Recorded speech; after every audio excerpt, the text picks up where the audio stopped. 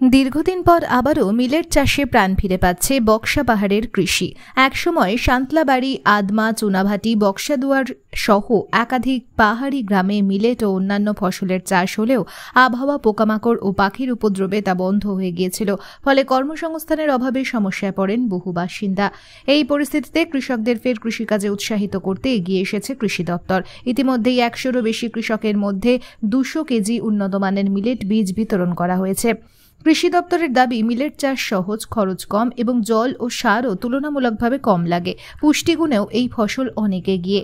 দেখুন, এখানে ওই চাষাবাদ বিষয় নিয়ে আমরা আগে থেকেই অনেক পিছনে হয়ে আছি। বর্তমানে যে আগে যে পরম্পরাগত এখানে যে চাষ হতো, যেরকম ভুট্টা চাষ হতো, মানে এই মাড়ুয়া চাষ হতো, কিন্তু কথা হচ্ছে এখন এই মধ্যকালীনে পরিবর্তে এখন ১০-১৫ বছর হয়ে গেছে এই চাষবাদের প্রক্রিয়াটা একদমই কমে গেছে।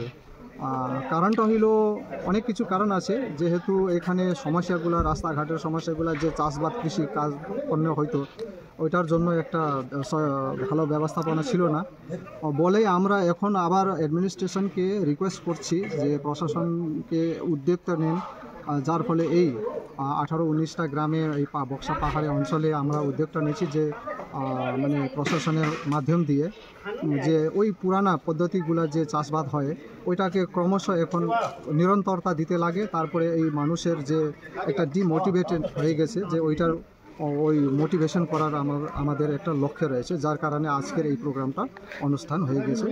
আর এখানে প্রায় যত চাষবাদ করতো মানুষরা এখন উপস্থিত আছে, ওই 15-16টা গ্রাম নিয়ে। আর সবাই মানে এই বিষয় নিয়ে আমরা সবাই হেল্পফুল হয়ে গেছি, মানে যাদের মানে যারা আসতে পারছে না তাও ওনাদেরকেও দিয়ে পাঠাইছে। আর যে একটা আমাদের কাছে তথ্য আসলো যে কতজন লোকরা উদ্যোগী আর মানে কতজন লোকরা চাষি করে, তো এইটাই আমাদের লক্ষ্য ছিল। যে কতটা সুবিধা হবে এই যেগুলো বীজ দিল আপনাদের? এই বীজটা আমাদের কালচিনি ব্লকের এগ্রিকালচার ডিপার্টমেন্ট থেকে অনেকটাই আগে থেকে আমরা শুরু করেছি, প্রায় 3-4 বছর হয়ে গেছে। যেরকম সিজনে ভুট্টা আর এইটা এইবারে ফার্স্ট টাইমে হইলো, রাগি প্রথমবার দেওয়া হইলো, কিন্তু আগে থেকে মানে ভুট্টা দিত। আর তারপরে গিয়ে হর্টিকালচার থেকে অনেক এর আগে কি হতো এখানে মিলেট চাষ হতো এখানে? হ্যাঁ, অনেকই হইতো, কিন্তু মাঝখানে কমে গেছে। কারণটা হইলো ওই হাতির একটা তাণ্ডব ছিল এখানে, কিন্তু উপরে তো পাহাড়ে তো ওই বান্দরের একটা বদমাশ করে, বান্দরটা এটা খায় না। আর পাখি টাখি তো এমনি আছে। তবুও এখন মানুষটা এইটা যে আজকে মানে আগে থেকে যে ইচ্ছুক, যে এখন যখন কমে যায় ওই মানে ওইটার ভ্যালুয়েশনটা তখনই বুঝে যে মানুষটা মানে ওইটার ভ্যালুটা কী।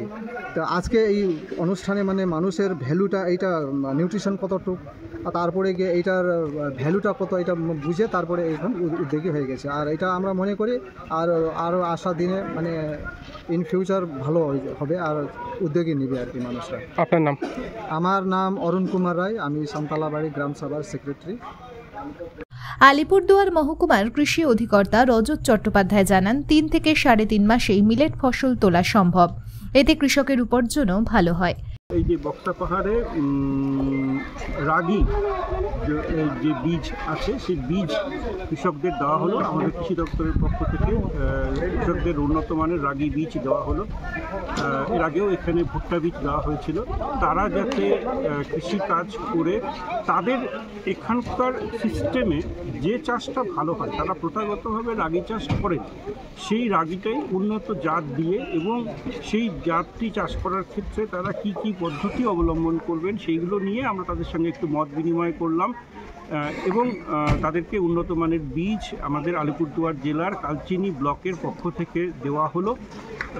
আশা করা যায় এর ফলে কৃষকরা এই রাগি চাষ করে আর্থিকভাবে লাভবান হতে পারবেন, নিজেদের প্রয়োজনে কাজে লাগাতে পারবেন এবং কৃষি কাজের মাধ্যমে তারা যে এই যে ক্রমশ বেশি উপার্জন করতে পারছেন কিছুটা এই প্রকৃতির মধ্যে, এই পরিবেশের মধ্যে থেকে, সেটা আরও বেশি উৎসাহ পাবে। কত পরিমাণ দেওয়া হলো? আমরা এখানে এমনি মোট 100 হেক্টর মানে 100 হেক্টর লক্ষ্যমাত্রা আমরা আপাতত এখানে 20 হেক্টরের জন্য, কারণ আমাদের এই পাহাড়ি এলাকায় একসঙ্গে অনেকটা তো হবে না, তো 20 হেক্টরের জন্য আজকে বীজ দেওয়া হলো। স্যার মানে কত পরিমাণ বীজটা দেওয়া হলো 1 কেজি? আমরা কেজি হিসেবে মোটামুটিভাবে এখানে প্রায় 200 কেজি বীজ দেওয়া হয়েছে। কতজনকে দেওয়া হয়েছে স্যার? এখানে লোক হিসেবে অন্তত পক্ষে প্রায় 100 জন লোক ছিলেন, 100-র উপরে লোক ছিলেন। এই পাহাড়ি এলাকায় কতটা লাভবান হবে এই রাগি চাষ? এখানে যেটা বললাম যে রাগি চাষটা এখানকার একটা প্রথাগত চাষ।